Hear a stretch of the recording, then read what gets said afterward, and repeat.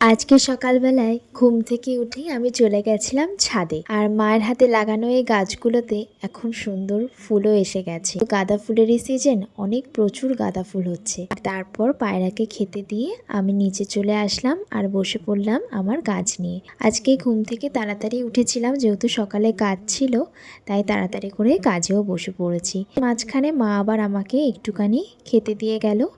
আর তারপরে আমি একটুখানি ঘরদোর গুছিয়ে নিয়ে চলে গেছিলাম বড় দিদার বাড়িতে। আজকে আমার বড় দিদার বাড়িতে একটু অনুষ্ঠান আছে, সেখানেই খাওয়া দাওয়া আছে। কিন্তু বাড়িতে গিয়ে এই বিল্লিগুলোকে দেখে এদের থেকে আর কোথাও যেতে ইচ্ছা করে না। আর এদের গায়ের পশমগুলো এত নরম, আমি শুধু ওদেরকে আদর করতেই থাকছিলাম।